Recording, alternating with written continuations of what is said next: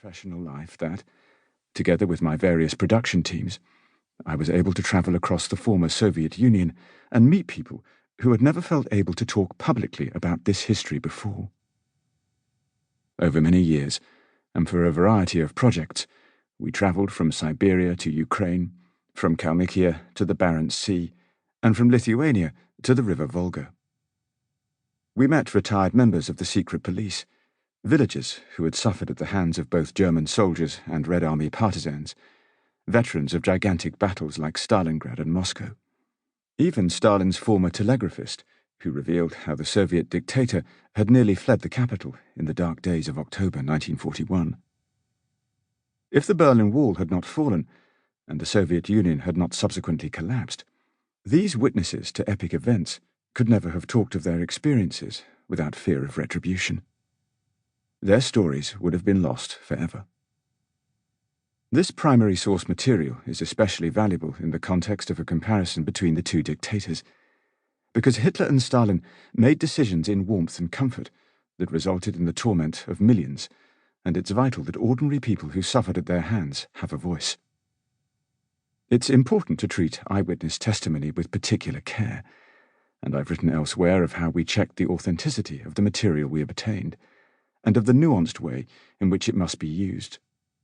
But notwithstanding these caveats, and after years of experience dealing with personal testimony, I've concluded that it is a mistake to think that individuals speaking after the event are somehow inherently less reliable than documents of the time. This point was first brought home to me with great force 30 years ago, when I was making a film featuring the testimony of members of a Slovenian unit called the Domobranci, who were handed over to Marshal Tito's men by British forces in the summer of 1945. These eyewitnesses spoke of the brutal way that Tito's soldiers had treated them, and of how the British had seen their suffering.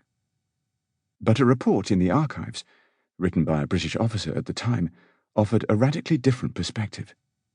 It spoke of how well Tito's men had treated their prisoners, saying, "They were kindly and efficiently handled, and provided with light refreshments." This could be taken to demonstrate the primacy of documents over testimony. But when I interviewed the British officer who had written the report, he confirmed the evidence of the Domobranci, and said that he had been told at the time by his superior officer to lie.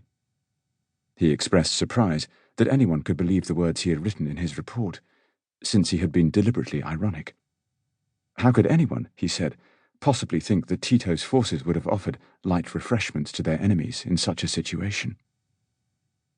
I mention this not to suggest that eyewitness testimony is somehow better than contemporaneous material, merely to point out that historians must treat every single source with skepticism, nor, especially in the context of this history, would I dispute the enormous importance of archival evidence.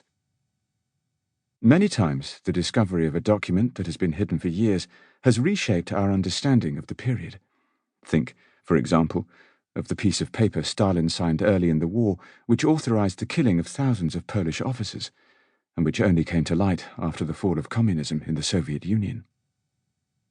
Notwithstanding my decision to focus this work on the period of the Second World War, I also discuss key events that occurred before these years, when an understanding of them is helpful for the narrative. For example, I look at the impact of the Red Army purges of the 1930s in the context of the Soviet Union's protracted war with Finland. However, I also thought it would be useful, in the introduction that follows, both to mention some other necessary biographical context and to foreshadow some of the major themes of the book. Though this is a work of history, I believe it is of particular relevance to today. There are still plenty of tyrants in the world, and some of them have the means to destroy us. Introduction.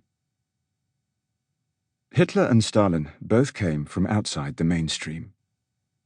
Stalin entered the world in December 1878 in Georgia, 1,300 miles from the heart of Imperial Russian power in St. Petersburg. Hitler, metaphorically, if not physically, came even further from the centre of German political life.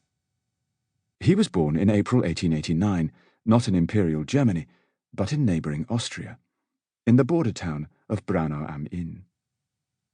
Both came from ordinary families.